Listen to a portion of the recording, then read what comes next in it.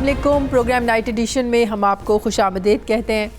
नाज़रीन, आज सेनेट इंतखाबात में इस्लामाबाद की जनरल नशिस्त पर PDM के मुश्तरका उम्मीदवार यूसुफ रज़ा गिलानी ने मैदान मार लिया है। वो जीत गए हैं। रिटर्निंग ऑफिसर के मुताबिक कुल 340 वोट कास्ट हुए, जिनमें से यूसुफ रज़ा गिलानी ने 169 वोट हासिल किए, जबकि हफीज़ शेख ने 164 वोट हासिल किए। 7 वोट मुस्तरद हुए। यूसुफ रज़ा गिलानी हुकूमती उम्मीदवार को 5 वोटों से शिकस्त देकर इस्लामाबाद से सेनेटर मुंतखब हो गए हैं। 7 वोट मुस्तरद हुए, जबकि इस्लामाबाद से ख़वातीन की नशिस्त पर तहरीक इंसाफ की फौजिया अरशद 174 वोट हासिल करके सेनेटर मुंतखब हो गई हैं, जबकि उन्हीं के मद्दे मुकाबिल PDM की उम्मीदवार फरजाना कौसर ने 161 वोट हासिल किए। यूसुफ रज़ा गिलानी की जीत पर बिलावल भुट्टो अपने ट्विटर पैगाम में ही उन्होंने कहा कि जमहूरियत बेहतरीन इंतकाम है, democracy is the best revenge. जबकि मरीम नवाज़ ये समझती हैं कि जाली मैंडेट अवाम के नुमाइंदों ने वापस छीन लिया है। अपने ट्विटर पैगाम में मरीम नवाज़ ने यह कहा कि अपने ही लोगों ने दबाव के बावजूद इमरान खान को वोट देने से इनकार किया। एक तरफ यूसुफ रज़ा गिलानी की जीत पर PDM की क़यादत जश्न मना रही है, तो दूसरी तरफ वज़ीर-ए-आज़म इमरान खान के मुआविन ख़ुसूसी बराए सियासी रवाबित डॉक्टर शहबाज गिल इंतखाबी नतीजे को चैलेंज करने का ऐलान कर रहे हैं, जिससे लग रहा है कि हुकूमत इस नतीजे को मानने को तैयार नहीं है। एक तरफ अपोजिशन ये समझती है कि हुकूमती अरकान ने अब्दुल हफीज़ शेख को मतलूब तादाद में वोट ना देकर अपनी नाराज़गी का इजहार किया, तो दूसरी तरफ हुकूमत ये समझती है कि ओपन बैलेट के ज़रिए वोटिंग ना होने की वजह से यूसुफ रज़ा गिलानी को कामयाबी मिली है।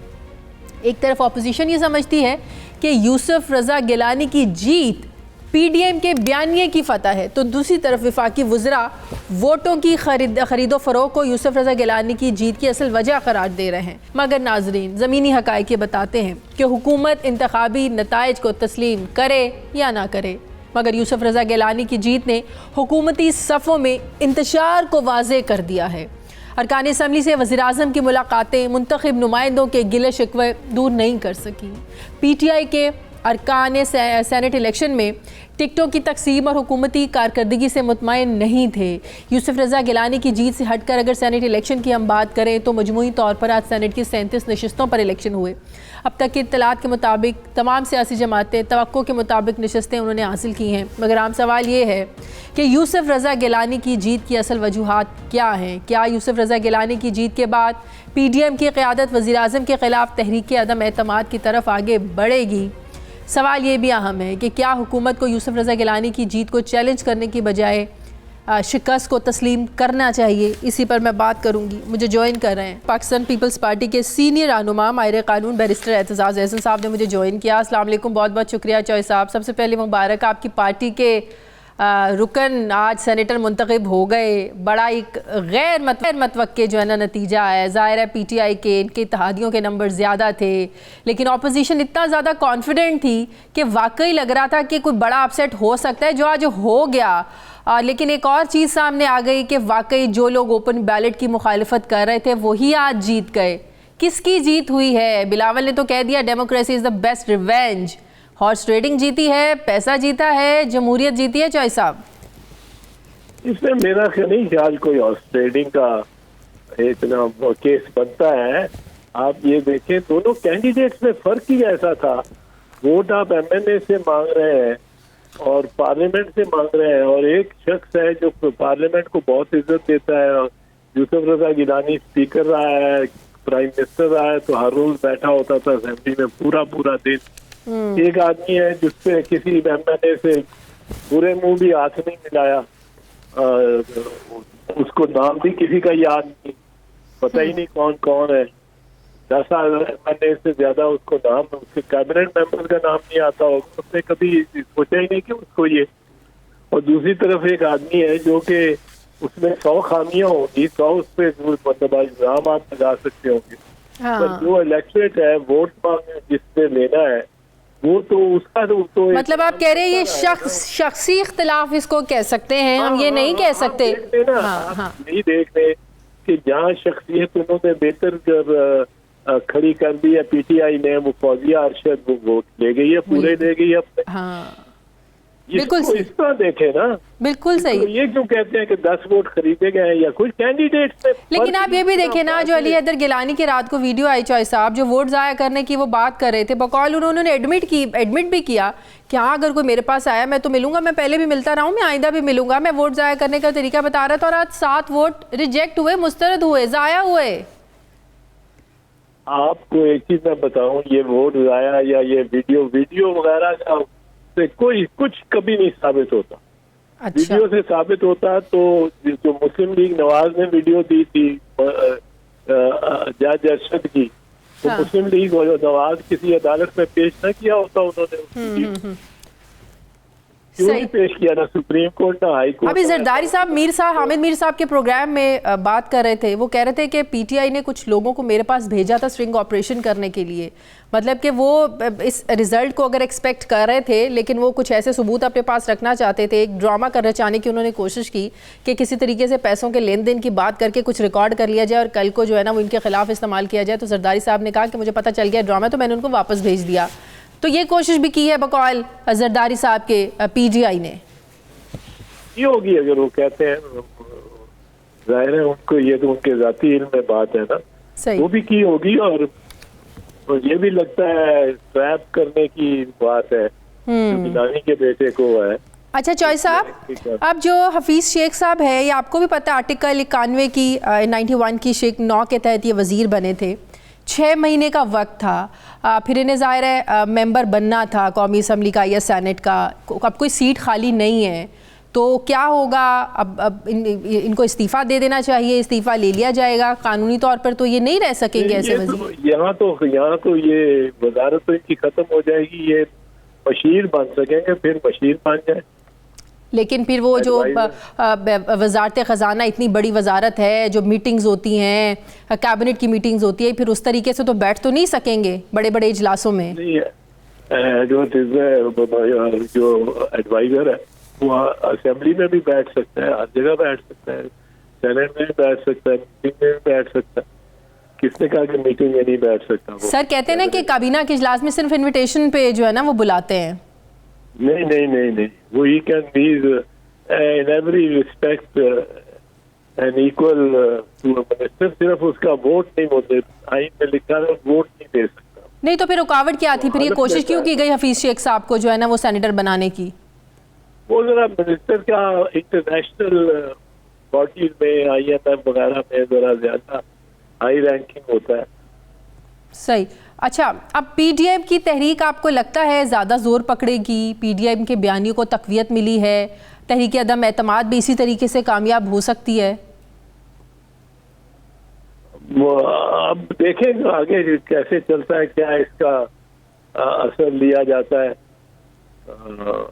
इस पे अभी मेरा ख्याल है पीडीएम अब सोच समझ के ही करेगी। एक गेन करके तो एकदम अगर आप भाग पड़े उसकी जानिब तो वो ठोकर भी लग सकती है। सही। बाकी तैयारियां किसी ना किसी कोई स्ट्रैटेजी और तो बनाएगी, पर जरा अभी भी सोच के बनानी चाहिए। इनको देखना चाहिए कि 174 वोट जो पड़ गए हैं खातून को, वो उनके कोर वोट वो है।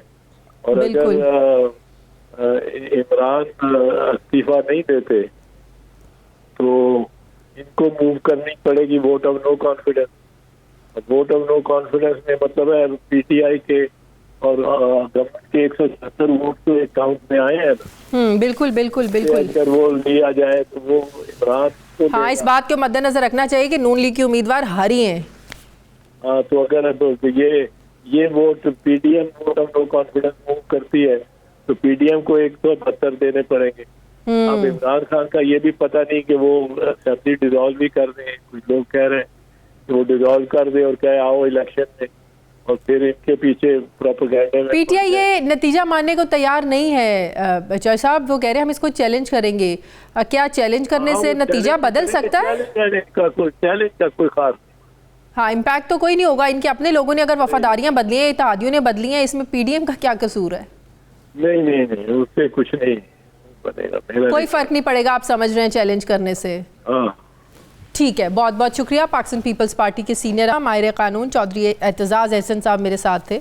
मुझे प्रोग्राम में एक ब्रेक लेनी है, वापस आते हैं एक छोटे से वक्फे के बाद।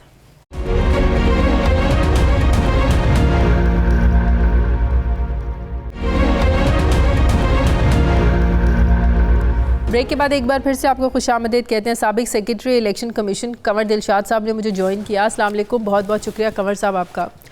कंवर साहब, एक तरफ गैर मुतवक्के तौर पर गिलानी साहब का जीत जाना, फिर रात को अली हैदर गिलानी की वीडियो का सामने आना जिसमें वो वोटों को ज़ाया करवाने की बात कर रहे हैं कि मैं बता रहा था कि वोट कैसे ज़ाया करना, वो PTI के लोग थे, और फिर आज गिलानी साहब जीत गए और 7 वोट मुस्तरद भी हो गए।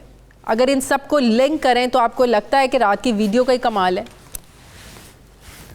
नहीं, ये रात की वीडियो तो एक ऐसे एक ज़ाहिर एक बच्चों का खेल था, और सैयद अली हैदर गिलानी ने जो किया उसकी तो बात नहीं है। तो असल बात यह है कि PTI के अंदर, तहरीक इंसाफ के अंदर जो मेंबरान कौमी असम्बली है, उनके अंदर एक ऐसा ग्रुप जनूबी पंजाब का ये शुरू से तश्कील पाया जा रहा था जब यूसुफ रज़ा गिलानी को उन्होंने सेनेटर के तौर पर मुंतखब करने के लिए कोई कागजात नामजदगी दाखिल करवाए। उसी वक्त के हालात बदल रहे थे कि जनूबी पंजाब जानते ही नहीं है। हाँ। इस लिहाज से कि हफीज शेख तो पंजाब में, इस पाकिस्तान के किसी कॉन्स्टिट्यूंसी में सिवाय जैकबाबाद के कहीं भी उनको जानने वाले नहीं हैं। हाँ। इस लिहाज से इनका एक पहले ही एक ग्रुप बन चुका था। ये जो बाकी जो वीडियो है ये तो प्लांटेड वीडियो थी जिसके तहत कल तमाम चैनलों ने सर अगर प्लांटेड होती तो गिलानी कभी, हैदर गिलानी जो है उसको कभी एक्सेप्ट नहीं करते। अलान उन्होंने कहा कि हाँ मैं बता रहा था कि वोट को कैसे ज़ाया करना है, उन्होंने एक्सेप्ट किया।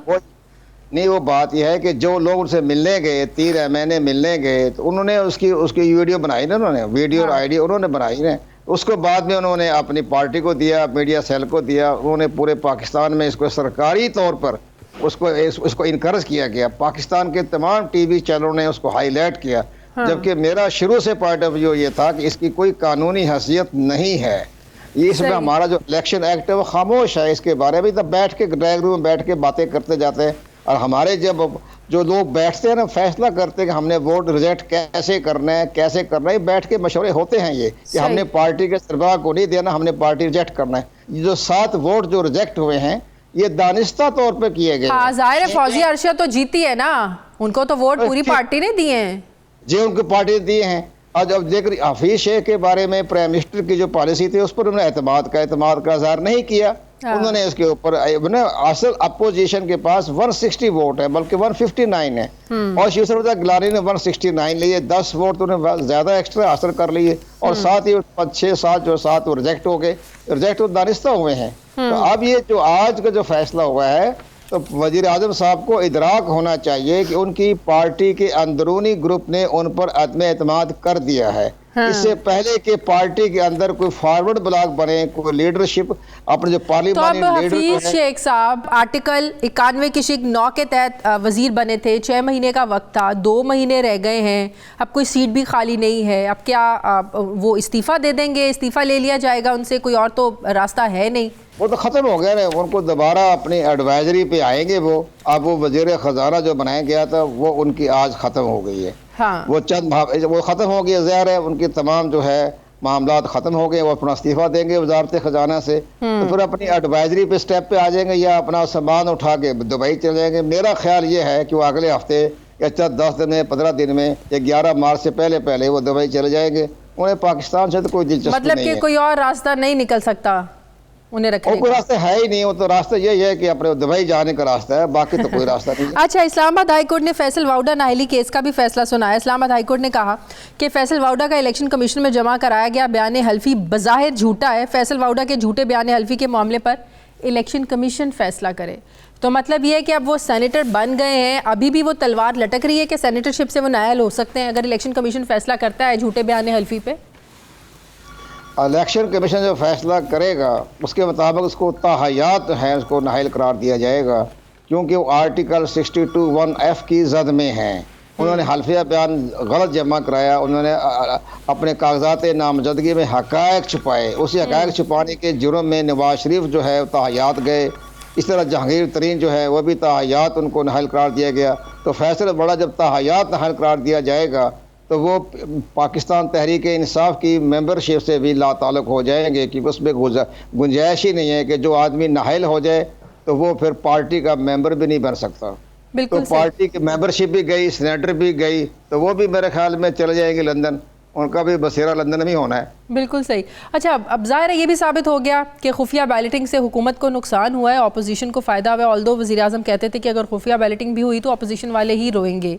अब सेनेट में इनकी मेजॉरिटी भी हो जाएगी तहरीक इंसाफ की, तो कोई आईनी तरमीम हो सकती है आर्टिकल 226 में। अब इनको कोशिश करनी चाहिए, या अभी भी इस जीत के बाद अपोजिशन और ज़्यादा मजबूत हो जाएगी? नहीं, ओके, ओपन बैलेटिंग में उन्होंने साथ नहीं देना, खुफिया बैलेटिंग ही अपोजिशन को सूट करती है।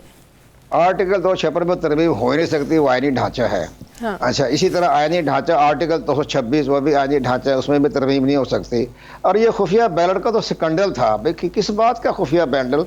आपने अगर किसी ने अपना वोट देना है तुम्हारे खिलाफ, वो एलानिया भी दे देंगे, वो इस तरह अपना वोट रिजेक्ट भी कर लेंगे, जैसे उन्होंने आज रिजेक्ट करवा लिया। सर जरा ये बता दें, रिजेक्शन क्या होती है? जब बैलेट पेपर के ऊपर क्या होता है, आप कहीं भी स्टैंप नहीं करते हैं, ये जरा बताएं।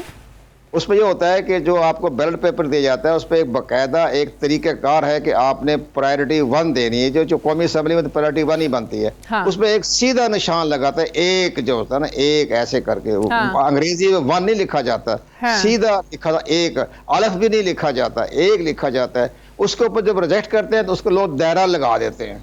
अच्छा। और उसमें इलेक्शन कमीशन का जो हदायतनामा उसमें लिखा, दायरा लगा दिया, निशान लगा दिया, टक का निशान लगा दिया, या आपको दस्तखत कर दिए शहरयार अफरीदी की तरह, तो वो सारे वोट जो है वो रिजेक्ट हो जाएंगे। आप देखो, अभी आइडेंटिफाई नहीं हो सकता, जो बात सुप्रीम कोर्ट ने की थी कि इलेक्शन कमीशन जो है, ये जो वोट है हमेशा के लिए जो है ना वो खुफिया नहीं है, खुफिया सीक्रेटसी जो है वो दायमी नहीं है, हमेशा के लिए नहीं है। अगर ज़रूरत पड़े इलेक्शन कमीशन ऐसे इकदाम करे कि चेक हो सकते हैं। तो अब जिन्होंने रिजेक्ट किए हैं वो आइडेंटिफाई हो सकते हैं।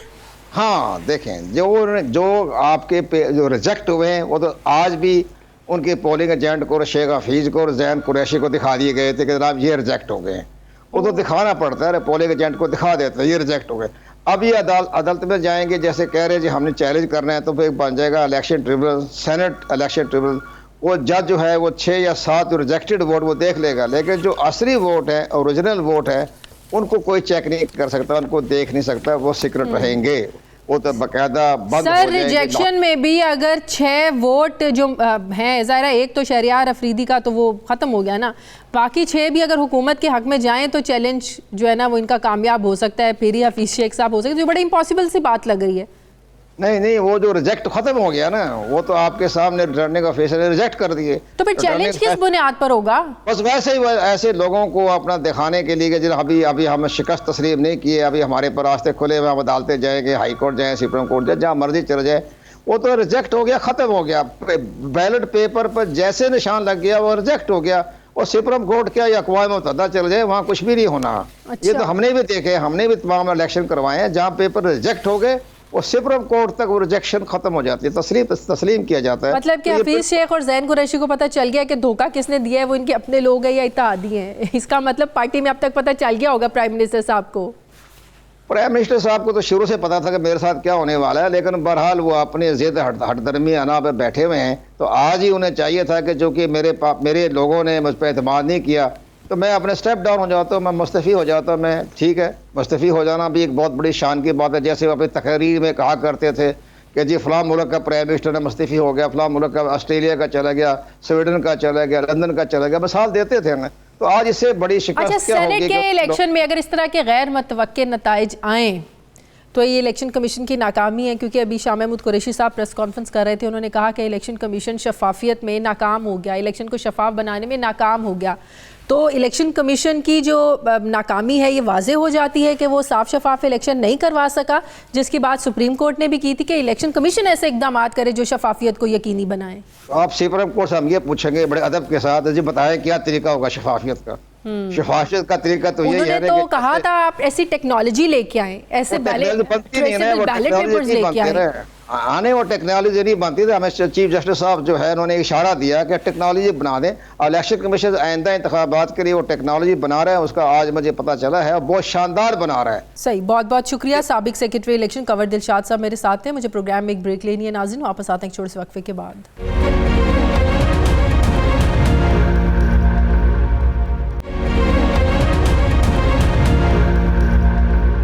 ब्रेक के बाद एक बार फिर से आपको खुशामदीद कहते हैं। सीनियर सहाफ़ी तज्ज़ियाकार सलीम साफ़ी साहब ने मुझे ज्वाइन किया। अस्सलाम वालेकुम, बहुत बहुत शुक्रिया साफ़ी साहब।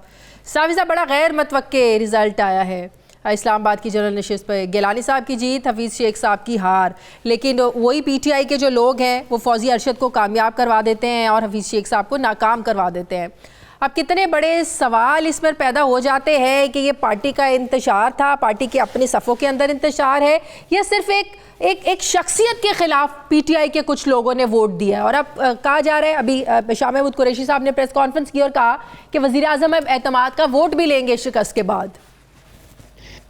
देखिए शाजिया, एक तो हम जानते हैं कि ये जो इस वक्त PTI है इनकी कोई सिमत मालूम नहीं है।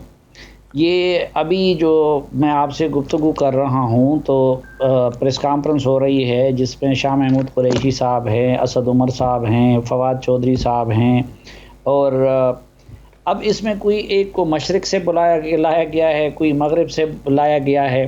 अब ये सब शाह महमूद कुरैशी और ये फवाद चौधरी वगैरह ये कल तक गिलानी साहब की काबीना के वज़ीर थे। तो कोई पीपल्स पार्टी से लाया गया है, कोई नून लीग से लाया गया है, किसी को कहीं और से लाया गया है, फिर इत्तेहादियों की भी यही सूरत हाल है। अब उसी MQM का इल्ज़ाम था कि हमारी सीटें लेके PTI को दिलवाई गई हैं। तो एक मसनूई बुनियादों पे, किसी को डंडे की बुनियाद पे, किसी को किसी और वजह से, किसी को इलेक्टेबल होने की बुनियाद पे, किसी को लालच देके उनको इमरान खान साहब के साथ मिलाया गया था। ये PDM मसनूई नहीं लगती आपको, जो कल तक एक दूसरे के पेट फाड़ने की बात करती थी, आज अपने अपने मफादात के लिए सब इकट्ठे हैं। अगर वो इधर उधर से ला के उन्होंने बिठाया हुआ लोगों को, तो PDM में कौन सी चीज़ जो है ना वो रियलिटी पर बेस करती है सर? नहीं, PDM तो एक तो ये है कि वो एक इत्तेहाद है, लेकिन PDM के अंदर जो जमातें हैं, मसलन अगर JUI है तो JUI का अपना एक कल्चर है, सालों से लोग उससे वाबस्ता है, एक मखसूस तबका उनके साथ है। इसी तरह अगर ANP है तो उनका अपना एक कल्चर डेवलप हुआ है, कोई किसी भी बुनियाद पे हैं लेकिन उनसे वाबस्ता है। मुस्लिम लीग नून के साथ ये जो लोग हैं ये भी सालों से उनके साथ हैं, वो मफाद की वजह से हैं, मजबूरी की वजह से हैं, लेकिन उस पार्टी का अपना एक मखसूस कल्चर और तर्ज कलाम बन गया है। इवन MQM का भी अपना एक मखसूस कल्चर और तर्ज कलाम है। इसी तरह PTI तो वो नहीं बनी। नंबर 1 पहली चीज़ तो ये थी। फिर पिछले इलेक्शन में हमने देखा है कि ऐसे लोग भी हैं कि कोई तीसरे नंबर पे आया था इलेक्शन में, लेकिन उसको विनर डिक्लेयर किया गया था। अब जाहिर है कि वो लोग तो मजबूरी की वजह से यहाँ पे बैठे हैं। फिर जो चौथा जो असल में काम हुआ कि पिछले सालों में कि जो इलेक्टेड लोग थे, जो पहले से मुंतखब थे, जिनकी पहले से समाज में, मुआशरे में एक हैसियत थी, उनको तो रुस्वा किया गया। न उनको अहम वजारतें दी गई, न उनको अहम इज़्ज़तें दी गई। हफीज़ शेख को उधर से ला के उनके सिरों पे बिठाया गया था। शहबाज गिल आज से 3-4 साल पहले आपने कहीं देखा था? जुल्फ़ी बुखारी का आज से पहले कोई पार्टी में कोई किरदार था? बिल्कुल। आप इसी तरह ये जो रज़ाक दाऊद हैं, फ़लाँ हैं, तो इन सारे, एक तो ये था कि इनको लाके उन इलेक्टेड लोगों के सिरों पे बिठा दिया। आप इस इलेक्शन को साफ शफाफ कहते हैं, ये करप्ट प्रैक्टिस नहीं है कि जिस पार्टी की जीत ऑब्वियस थी, जिस कैंडिडेट की जीत ऑब्वियस थी, वो हार गए? नहीं, देखिए, मैं तो इस पूरे सिस्टम को जाली कहता हूँ ना। मैंने तो 2018 के इलेक्शन में वोट भी नहीं दिया था और पहले से लोगों को कहा भी था कि मैं इस इलेक्शन को नहीं मानता। और मैं तो फिर पीपल्स पार्टी और नून लीग और इन लोगों का इस असम्बली में बैठना भी गलत समझता था। और मैं वो कहता था कि भाई ये लोग वही सुन्नती PTI ताज़ा कर रहे हैं, जिस तरह पिछले दौर में PTI कहती थी कि KP का इलेक्शन हलाल हुआ है, बाकी हराम हुआ है। तो इसी तरह पीपल्स पार्टी कहती थी कि भाई सिंध वाला हलाल हुआ है। आपको क्या लगता है, ये जो 7 वोट मुस्तरद हुए हैं, ये इत्तेहादी भी हो सकते हैं या वाकई PTI के अपने लोग थे? ज़ाहिर है एक इनमें इख्तलाफ तो था कि हफीज़ शेख साहब को टिकट देने पर, जैसे सिंध में था। और आपको पता है आज सिंध से भी 2 MP ने बताया कि अबड़ू को वोट नहीं देंगे, हम फैसल वाउडा को वोट नहीं देंगे। उन्होंने अलग ऐलान कहा है। शाजिया, तो वही जो है ना, आप मुझे कभी एक तरफ ले जाती हैं, कभी दूसरी तरफ ले जाती हैं, तो अगर एक जगह पे हम रहें तो मैं अपनी बात को वाज़े कर सकूं। देखिए, मैंने आपको बता दिया कि नज़रियाती सियासत तो इस मुल्क में ख़त्म है, पावर पॉलिटिक्स हो रही है। अच्छा, उस पावर पॉलिटिक्स में फिर ये था कि क्या पीपल्स पार्टी ने जिन लोगों को टिकट दिए थे, मुखालिफिन ने उस पर एतराज़ किए, लेकिन क्या पीपल्स पार्टी के अंदर से उस पर एतराज़ हुआ? नहीं। सही। मुस्लिम लीग नून ने जिन लोगों को टिकट दिए, क्या पार्टी के अंदर से उस पर एतराज़ हुए? नहीं।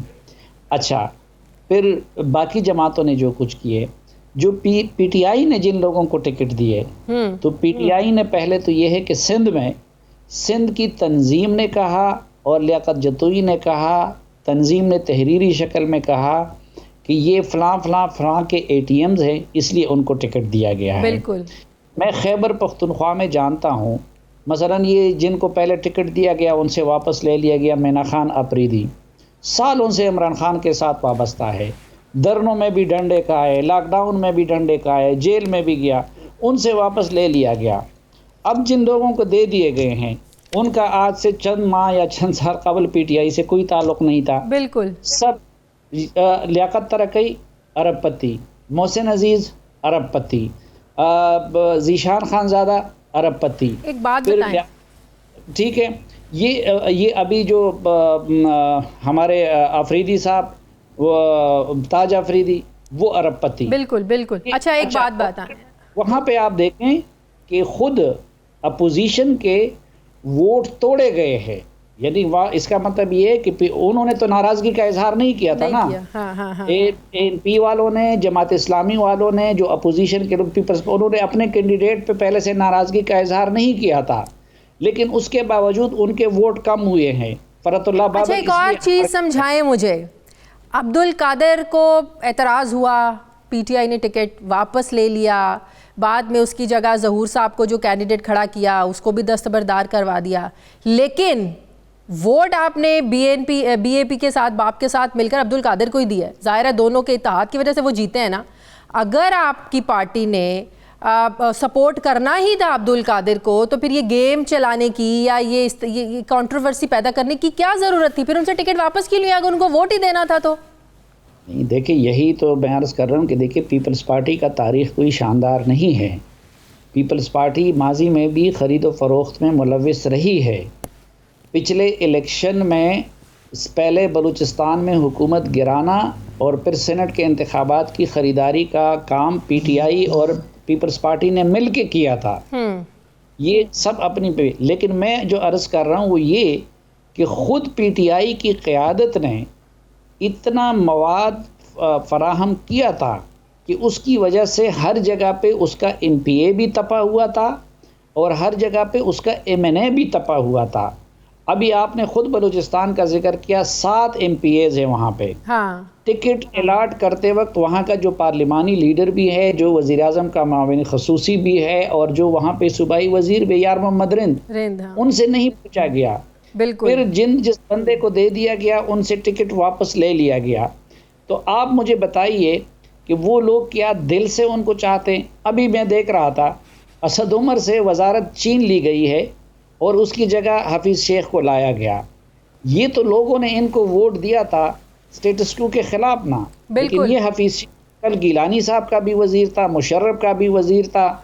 इन लोगों ने तो कहा था कि हम IMF की ग़ुलामी से मुल्क को निजात दिलाएंगे। बिल्कुल। फिर तो वो फतवे नहीं लगाते, लेकिन शीरी मज़ारी के माजी के ट्वीट मौजूद है कि जो उनको IMF का और पता नहीं किस किस का बंदा कह रही हैं।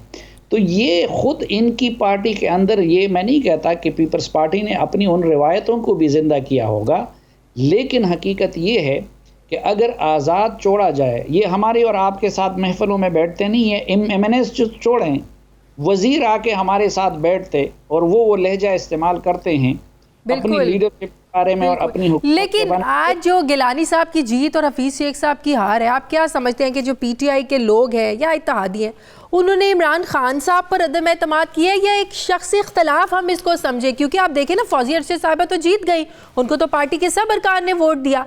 तो इसको प्राइम मिनिस्टर साहब पर, पार्टी क़यादत पर अदम एतमाद कहें या इसको शख्सी इख्तलाफ का नाम दिया जाए? साफ़ी साहब। नहीं, ये बिल्कुल ऑब्वियस है कि ये इमरान खान साहब के ख़िलाफ़ एहतजाज है। अच्छा। या इमरान खान साहब पे अदम एतमाद है। इमरान खान साहब ये जो सारे पापड़ बेल रहे थे, तो ये फौजिया अरशद के लिए नहीं बेल रहे थे।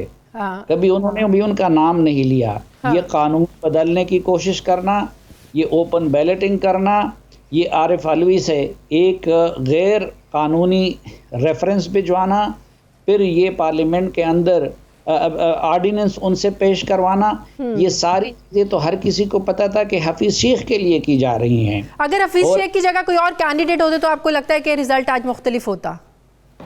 नहीं, उस सूरत में भी मैं नहीं समझता। आप देखें कि अगर ये बैसाखियाँ ना होती और ये सारी चीज़ें ना होती तो इन लोगों को, देखिए ये तो है शख्सी आमिरियत ना, जिस तरह बाकी पार्टियों में हैं।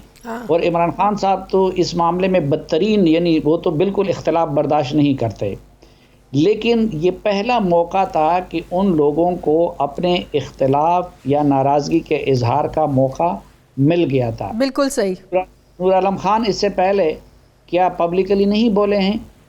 कई लोग इनके पहले नहीं बोले हैं। आमिर लियाकत पहली मर्द पब्लिकली नहीं बोले थे। बिल्कुल। तो वो सिर्फ हफीज़ शेख का नहीं, देखिए जो MNAs और इन लोगों को बेतौकीरी हो रही है। मैंने आपसे अर्ज़ किया कि एक तो ये है कि ये हफीज़ शेख और रज़ाक दाऊद और इन जैसे लोग हैं सही, जिन वजह से महंगाई इतनी बढ़ गई है कि वो MNAs जब अपने हल्कों में जाते हैं तो अपने वोटर्स का सामना नहीं कर सकते। ठीक है। दूसरा कि चंद मखसूस लोगों को तो वज़ीर बनाया गया है, वो असम्बली में भी तकरीरें करे, वो खान साहब से भी मिले।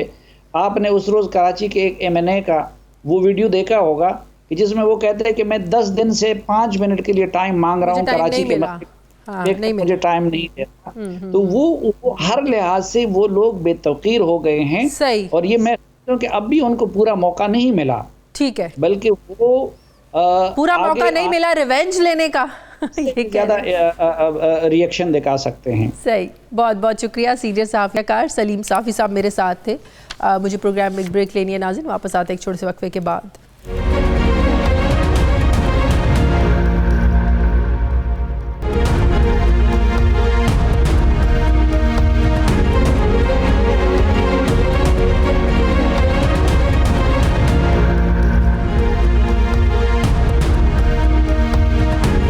ब्रेक के बाद एक बार फिर से आपको खुशामदीद कहते हैं। माहिर कानून शाह खावर साहब ने मुझे ज्वाइन किया। अस्सलाम वालेकुम, बहुत बहुत शुक्रिया शाह खावर साहब आपका। शाह खावर साहब क्या कहेंगे आज के जो रिज़ल्ट्स आए हैं, ख़ास करके इस्लामाबाद की जनरल नशिस्त पर जो एक बड़ा सख्त मुकाबला था। वैसे जीत ऑब्वियस थी, लग रहा था कि हफीज़ शेख साहब ही जीतेंगे, लेकिन गैर मुतवक्के तौर पर नतीजा सामने और पता चला जी गिलानी साहब जीत गए हैं। आप इसको करप्ट प्रैक्टिसेस के ज़ुमरे में कहेंगे कि ये वाला इलेक्शन था कि ज़ाहिर है जिस तरीके से वोट मुस्तरद हुए, रात को जो अली हैदर गिलानी की वीडियो सामने आती है, फिर आज सिंध से भी PTI के 2 MPs ने खुल के कहा, अलग कहा कि वो सैफुल आबड़ और फैसल वाउडा को वोट नहीं देंगे। क्या ये करप्ट प्रैक्टिसेस के ज़ुमरे में आता है? इलेक्शन कमीशन को इसका नोटिस लेना चाहिए? देखिए, आज का जो इलेक्शन है ये वाकई बड़ा अहम था, क्योंकि वैसे तो सेनेट के इलेक्शंस होते रहते हैं और उसमें तो जो तज्जिया किया जाता है या जो हम कैलकुलेशन करते हैं वो हर पॉलिटिकल पार्टी की जो अददी तादाद है या फिर वो जो अलाइंसेस बनते हैं तो उसमें तो पता होता है कि कौन सी पार्टी कितनी नशिस्तें लेगी। वो तो कोई इतनी अजीब बात नहीं है। लेकिन सबकी नज़रें जो थी वो इस्लामाबाद कैपिटल टेरिटरी से जो 2 नशिस्तें थी, एक खातून और एक जो जनरल नशिस्त वर्दों की, तो उस पे जो आज हुआ इस पे तो काफ़ी तज्जिए भी हो रहे थे बहुत सारी। लेकिन अगर अददी एतबार से देखा जाए तो PTI और उनके जो इत्तेहादी हैं उन्होंने कल रात तक जो डिस्प्ले किया तो उनकी तो मेजॉरिटी बनती थी और गालिब इम्कान यही था कि हफीज़ शेख जो है वो 185 अरकान की हिमायत हासिल है। Of course. लेकिन एक चीज़ जो बड़ी इंपॉर्टेंट है वो ये है कि यूसुफ रज़ा गिलानी ने अपनी अददी तादाद से कुछ 7 वोट्स ज़्यादा लिए हैं। तो इसका मतलब ये है कि उन्होंने PTI और उसके इत्तेहादियों में जो है वो डेंट डाला है और उसमें से कुछ वोटें जो हैं वो अपनी तरफ मुंतकिल की हैं। वो अलग बात है कि जो 7 वोट्स का जो मुस्तरद हुए हैं ये एक बड़ी तशवीशनाक बात है। अगर आप देखें तो जो PTI की जो खातून जो थी नशिस्त के ऊपर, उन्होंने तो 171 वोट लिए उन्होंने। हाँ जी। और उनके मुकाबले में जो थी वो 174 वोट। तो ये देखिए, अगर ये अजीब बात है कि 2 बैलेट पेपर जो है हर नेशनल असम्बली के मेंबर को मिले थे, तो एक बैलेट पेपर जो ख़वातीन की नशिस्त हैं उसमें तो वो ठीक जगह पे मोहर लगा रहे हैं, या वो वोट मुस्तरद नहीं हो रही, और 7 जो वोट्स हैं वो मुस्तरद हो रही हैं। तो ये गेम चेंजर तो वो 7 मुस्तरद शुदा वोटें हैं। और इसका लेकिन इसमें यकीन से तो हम नहीं कह सकते, जिसमें अली हैदर गिलानी साहब वोट जाया करने का तरीका बता रहे हैं। देखिए रात की देखिए, उससे थोड़ा सा तो आप तासुर कायम कर सकते हैं कि उस बात को भी अगर आप खारिज अज़ इम्कान करार ना दें, क्योंकि वो जो वीडियो थी वो इसी पे थी कि अगर आप वोट ना भी दें तो कम से कम वोट जो है उसको मुस्तरद कर दें, उसको ज़ाया कर दें ताकि वो गिनती में ना आए। लेकिन ये एक ऐसी मश्क है जो कि जो शहादत तलब है, और उसके लिए तो इनको इलेक्शन पिटीशन फाइल करनी पड़ेगी, या उस वीडियो को सामने लेके कोई कानून के मुताबिक तादीबी कार्रवाई करना पड़ेगी। लेकिन इस वक्त तक तो ये बात आया है कि वो 7 मुस्तरद शुदा वोटों के बाद जो है वो यूसुफ रज़ा गिलानी साहब जो हैं वो कामयाब करार दिए गए हैं। लेकिन हम यकीन से ये भी नहीं कह सकते कि उन 7 में से किसने किसको वोट दी थी जो मुस्तरद हुए हैं। ये भी एक हल तलब बात है जिसके बारे में, लेकिन अगर आप खवातीन की नशिस्त के हवाले से देखें तो फिर तो गालिब इम्कान यही था कि ये शायद पीटीआई के ही वोट थे और वो जो मुस्तरद हुए हैं।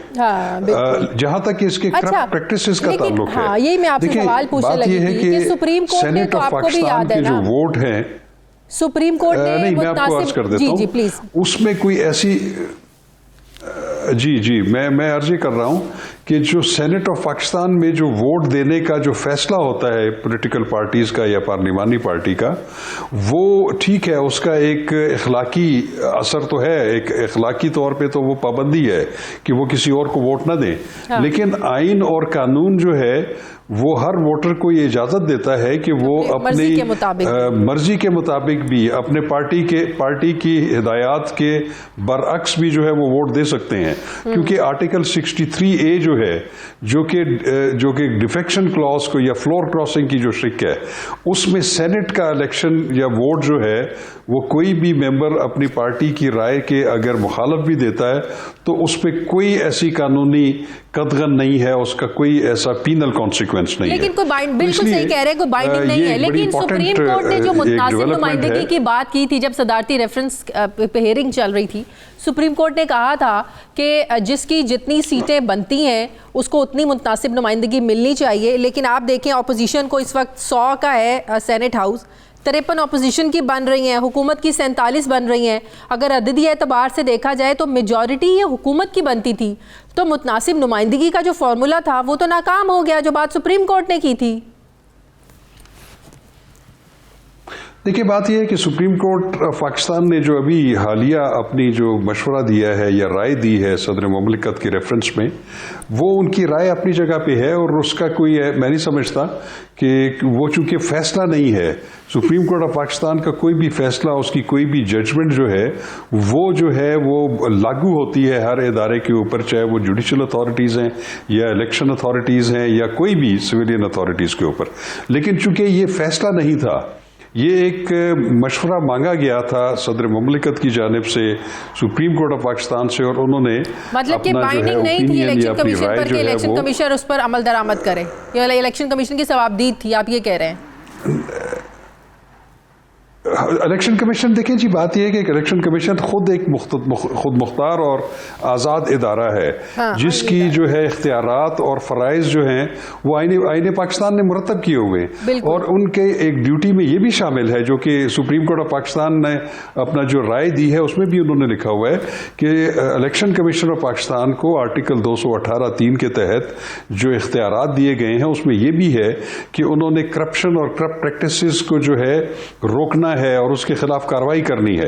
तो मैं समझता हूं कि इस पे इलेक्शन कमीशन ऑफ पाकिस्तान ने भी इस पे थोड़ा सा जो है एफिशिएंसी का मुजाहरा किया है, और उन्होंने भी एक जो है विजिलेंस कमेटी इस तरह की बना दी है। मैं समझता हूं कि उन्होंने उनका किरदार और ज्यादा बहुत शुक्रिया मायून शाह काविर साहब मेरे साथ है। नाज़रीन, हमारे प्रोग्राम का वक्त खत्म हो गया है।